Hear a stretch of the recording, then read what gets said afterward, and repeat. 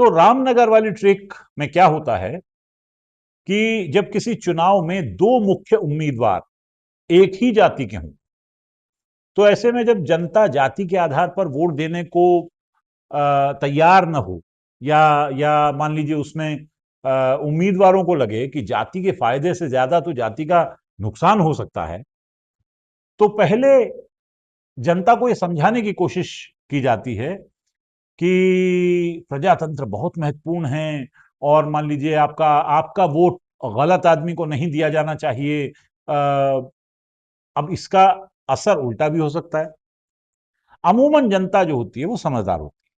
और वो जानती है कि जब दोनों ही आदमी गलत हैं तो आप वोट किसी को भी दो, भाई जीतेगा तो गलत आदमी। तब जनता को यह समझाने की कोशिश की जानी चाहिए कि देखिए, तुम्हारा प्रतिद्वंदी अगर जीता तो वो जनता का नुकसान करेगा, लेकिन ये समझाने में मामला ये होता है कि दोनों उम्मीदवार यही समझा रहे होते हैं जनता को, और जनता जानती है कि नुकसान तो दोनों ही करने वाले हैं। तब इसके अलावा कोई उपाय नहीं रह जाता कि पुलिस में कंप्लेंट करवा के अपनी तरफ के और दूसरी तरफ के 25-30 आदमियों को जेल भिजवा दिया जाए। अब जब दोनों तरफ के 25-30 आदमी जेल में हैं, तो जेल जाने के बाद जिस उम्मीदवार के पास खुले में रहने के लिए आदमी होंगे, जेल जाने से जो बच गए हैं, वो अपनी मनमानी करके चुनाव जीत लेगा। बहुत आसान तरीका है, लेकिन यह तरीका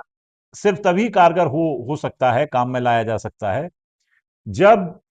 उम्मीदवार, समर्थकों और मतदाताओं की संख्या कम हो, माने चुनाव में कम लोग शामिल। आज के दौर में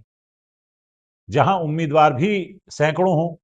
समर्थक हजारों में हों, और वोटर यानी मतदाता तो मान लो लाखों में हों,